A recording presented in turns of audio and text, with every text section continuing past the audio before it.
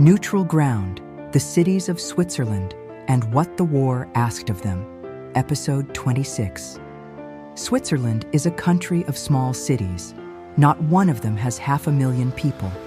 Between them, they run a whole country, with an outsized footprint on world finance, world diplomacy, and world conscience. This is an episode about those cities, what they are, what they have been, and, in Part 2, what was asked of them between 1939 and 1945. 30 SAT words across 2 parts, used about a country that sat uneasily at the center of the worst century Europe ever had. We begin in Bern. Bern is the federal capital of Switzerland, and it is austere. Austere, severe, plain, without ornament or luxury. Austere means severe, stern, without ornament, plain in a principled way. From the Greek austeros, meaning harsh or dry on the tongue. An austere room has no paintings. An austere meal has no dessert. An austere building uses one material and no decoration. Bern is built of sandstone and covered in arcades. The Bundeshaus, the federal parliament, sits above the river on a sandstone bluff, and it does not try to impress you. The 7 members of the Federal Council work there. The Swiss president works there. Most Swiss, as we said in episode 24, cannot name them. The building prefers it that way. Swiss government is pragmatic, unshowy, results-oriented, allergic to ceremony. The arcades of Bern are, in some sense, the architecture of a pragmatic democracy. They keep the rain off, they keep the shops open, and they do nothing more. Now, Geneva. Geneva is, first, ecclesiastical. Ecclesiastical, relating to the Christian Church, especially as an organized institution. Ecclesiastical means relating to the Church, to its offices, its laws, its architecture. From the Greek ekklesia, an assembly, originally the assembly of citizens in a Greek city, later the assembly of the faithful. In 1541, a French reformer named John Calvin arrived in Geneva and over the next 20 years turned the city into what history calls the Protestant Rome, a place ruled, briefly but intensely, by ecclesiastical law. Sundays observed, taverns closed, sermons long. You can still see the Reformation wall, 4 stone reformers carved at 12 feet tall, staring across a lawn. And from that severe start, Geneva became something else entirely, an epicenter. Epicenter, the central point, especially of an activity, movement, or significance. Epicenter, kentron, Greek center, point. Center, central, eccentric, concentric, egocentric.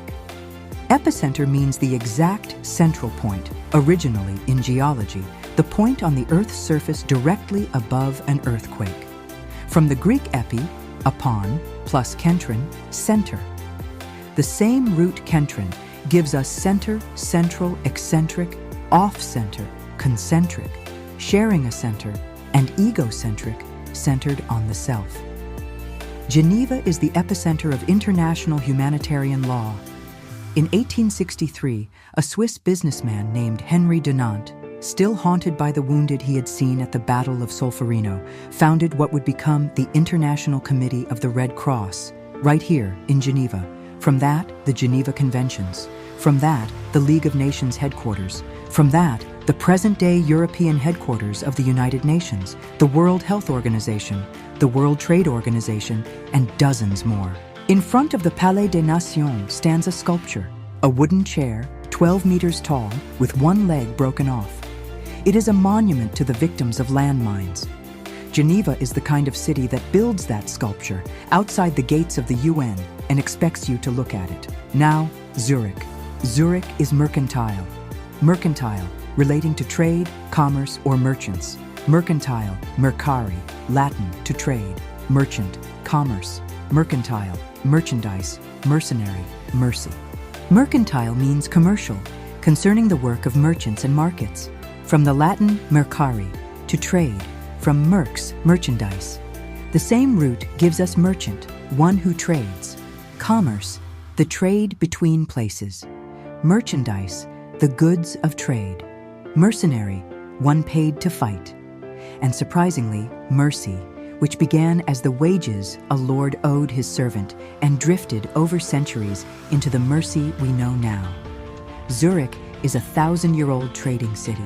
Its medieval guilds, the merchant associations of clothmakers, bakers, blacksmiths, still exist, still own their ancient guild houses along the Limmat, and still meet for their spring festival in traditional dress.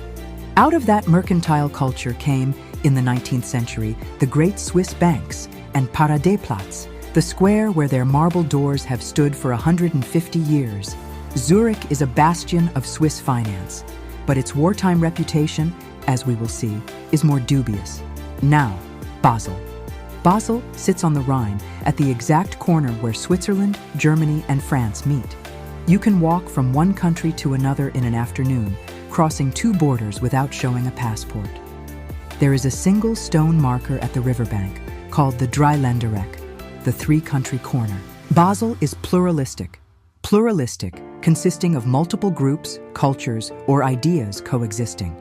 Pluralistic means made up of many coexisting groups. From the Latin pluralis, plural, meaning more than one. A pluralistic society holds many cultures, many languages, many beliefs, without requiring them to collapse into one.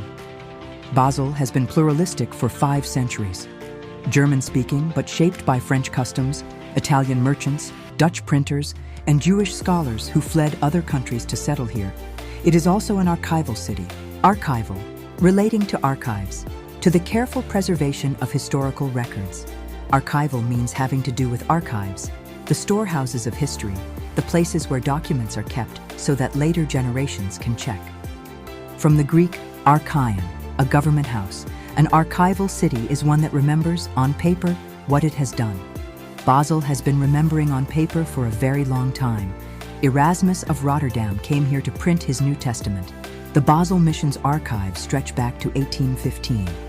And since 1930, Basel has housed the Bank for International Settlements, the world's oldest international financial institution, a place that quietly clears transactions between central banks and keeps, in its vaults, the most meticulous financial records in Europe.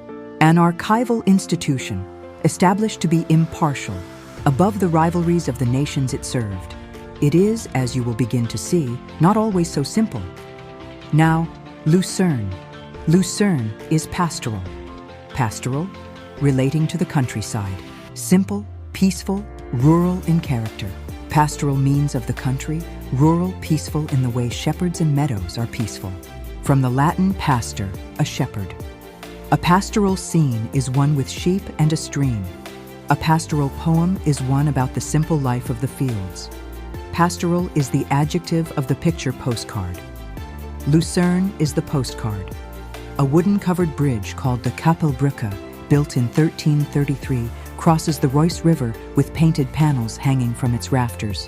Lake Lucerne stretches out beneath Mount Pilatus, and the city, for over a century, has been the face of pastoral Switzerland. The Switzerland of the 19th century tourist, of steamboats and wooden chalets.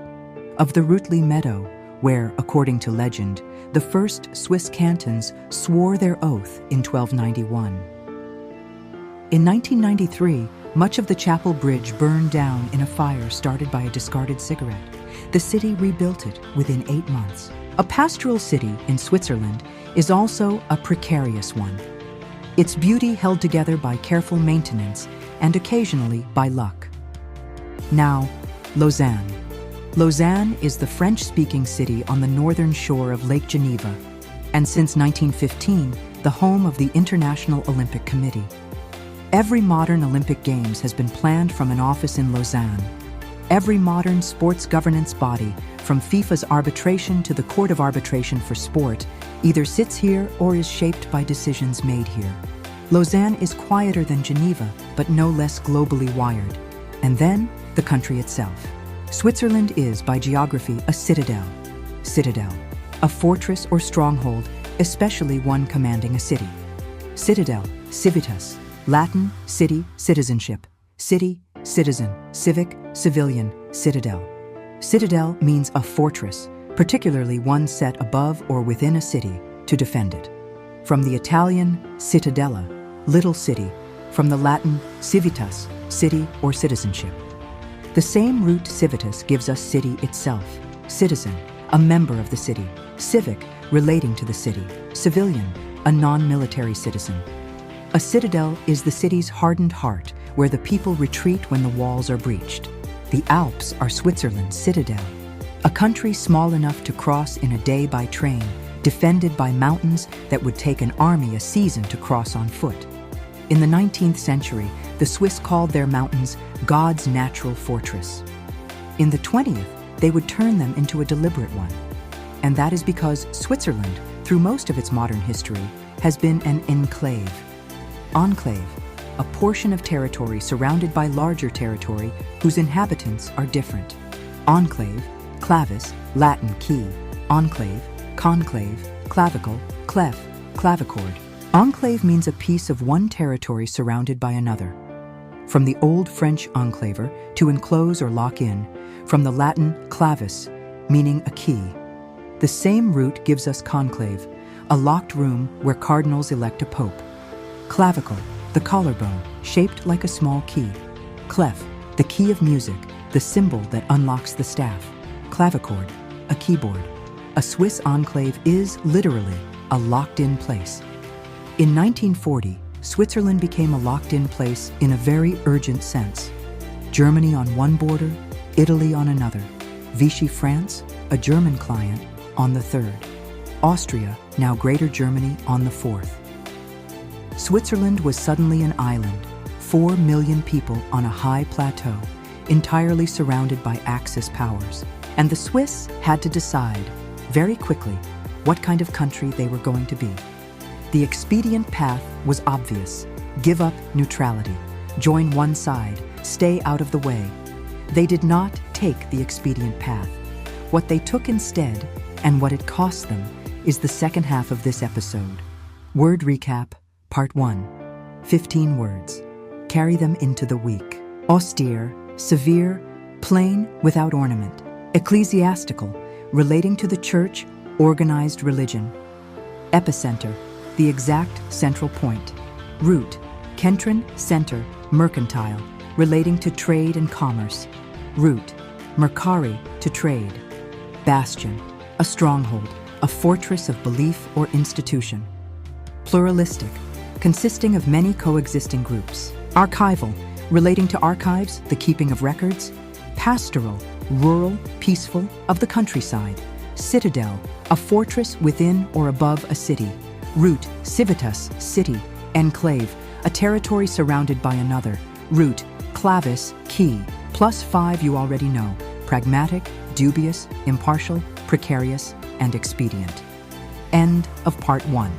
Part 1 ended with the cities, and with a country about to be surrounded. Part 2 is about what the Swiss did next, and what 80 years later is still being argued about. In June 1940, France fell. By that evening, Switzerland had Axis powers on all 4 sides.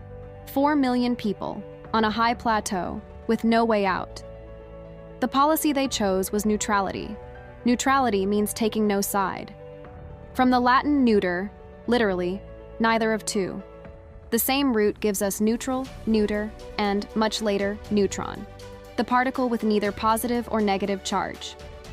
Swiss neutrality is old. It was formalized at the Congress of Vienna in 1815, when the great powers of Europe agreed that Switzerland would take no side in future European wars, in exchange for permanent, guaranteed independence. For 125 years, that held. Then came 1940. To the Swiss, neutrality was not passivity. It was a form of sovereignty, the ability of a people to be governed by themselves and no one else. Sovereignty means supreme authority, from the Latin regnare, to reign. The same root gives us reign, regal, and regnant. The Swiss understood in 1940 that neutrality without the capacity to defend it was a polite form of surrender. And so, in July of that year, General Henri Guisan, the only Swiss citizen ever given the rank of general, appointed only in wartime, summoned his senior officers to a meadow on Lake Lucerne. The meadow was the Rütli, the legendary site from Part 1, where the first 3 Swiss cantons had sworn their founding oath in 1291. In that meadow, on July 25, 1940, Guisan announced the Reduit, the national redoubt. If Germany invaded, the Swiss army would not defend the cities. It would retreat into the Alps, into a fortified interior of tunnels, bunkers, and supply depots carved directly into the mountains, and fight from there, indefinitely. The economic plateau, Zurich, Basel, Bern, would be abandoned. Its bridges and rail tunnels were already wired with demolition charges. The message to Hitler, delivered quietly, was simple. You may take our country, but you will not take what is useful in it. The Transalpine tunnels, the Gotthard, the Simplon, would be blown before you reached them. It was a fraught doctrine, and the Swiss knew it. Fraught means filled with tension, weighed down with difficulty. From a Middle Dutch word meaning laden, a ship fraught with cargo. A fraught decision is one loaded with risk, with no clean choice available. Every Swiss decision during the war was fraught. Let the trains through, and you were useful to the Reich. Stop them, and you invited invasion. Admit refugees, and you strained food reserves already rationed. Turn them away, and you sent people to die. The refugee question was the most harrowing of them all. Harrowing means acutely distressing, raking across the mind the way a harrow rakes the soil. From the Old English hergian, to torment. Across the war, Switzerland admitted roughly 300,000 refugees, an enormous number for a country of 4 million. But it also turned tens of thousands away. In 1942, the Swiss federal authorities closed the border to Jewish refugees fleeing deportation, on the grounds that the boat is full. Border guards at small Alpine passes were ordered to send families back to France, back to trains already running east. Some guards did, some, quietly, did not. In 2000, a federal commission, the Bergier Commission, concluded that Swiss authorities, by closing the border, had contributed to the deaths of thousands of people, who might otherwise have lived. It is, in the Swiss style, archived, recorded, paid for. Then there was the gold. The Swiss National Bank bought gold from Nazi Germany during the war, about 1.3 billion Reichsmarks worth. Some was legitimate German reserves. Some had been looted from the central banks of occupied Europe. Some, in smaller but terrible quantities, had been taken from the bodies of murdered Jews, melted down, recast as ingots. The Swiss bankers claimed they did not know, that the gold arrived already refined, already stamped, already without provenance. This was contentious at the time. It became more so after. In 1996, an American researcher discovered that Swiss banks had been holding dormant accounts. Accounts opened by Jewish families before the war, never claimed, because their owners had been killed. The banks had, for 50 years, quietly kept the money. The investigation that followed ended in 1998 in a $1.25 billion settlement paid to Holocaust survivors and their heirs. The banks were adamant that they had acted, at the time, within the law. The heirs were adamant that the law was not the question. Both were, in their way, correct. And Switzerland learned, painfully, that neutrality does not absolve a country of complicity. Complicity means being folded in, involved in a wrongful act alongside others. From the Latin plicare, to fold. An accomplice is one folded in with a criminal. To implicate is to fold someone into suspicion. To comply is to fold yourself into agreement. One can be complicit by action, by inaction, and, as the Bergier Commission concluded, by looking away. And Switzerland, for all its careful arrangements, was not spared the war. On April 1, 1944, American B-24 bombers, flying in cloud cover and off course, bombed the Swiss city of Schaffhausen. 40 people died. The Americans apologized and paid reparations. Reparations means payment for harm done. From the Latin reparare, to repair. Reparations are the money a country pays after a war, either to repair damage or to acknowledge a wrong. In 1945, American bombers hit Zurich as well. More reparations paid. A small country in a continental war does not get to be fully spared. It can only be less ruined than the others. And at the very center of Bern, in an apartment at Herrengasse 23, the war was being fought covertly. Covert means hidden, concealed, not openly declared. From the Old French covert, covered. A covert operation is one done under cover, denied if discovered.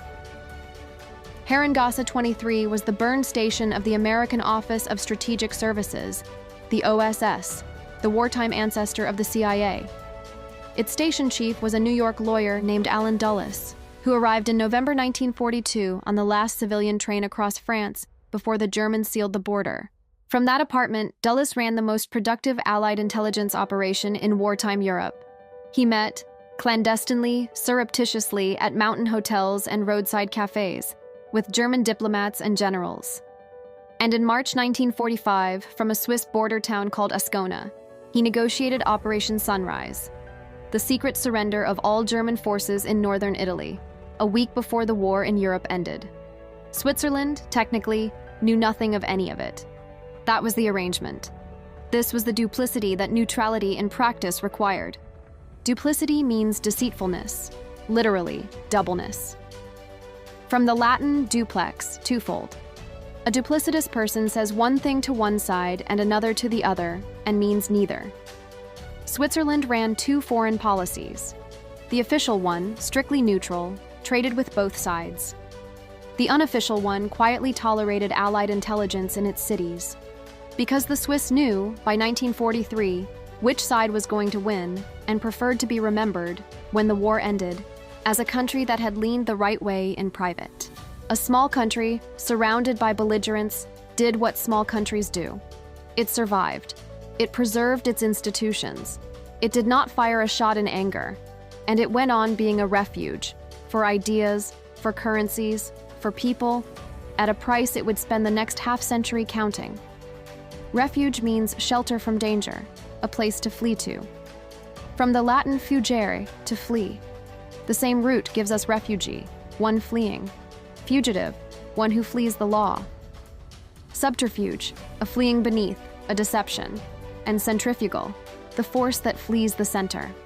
When the war ended, Switzerland was almost alone in Europe as a country with a functioning government, an unbombed infrastructure, and a currency people trusted.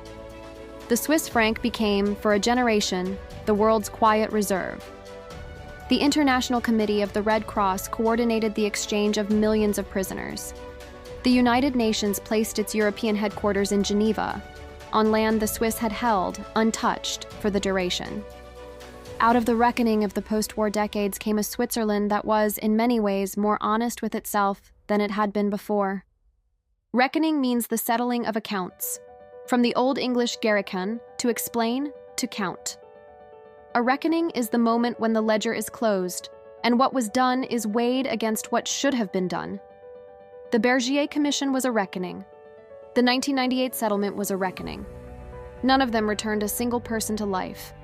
All of them did what the Swiss do best. They wrote it down, they paid what could be paid, and they filed it where it could be found. What Switzerland asked of itself between 1939 and 1945 was the hardest question a small country can ask.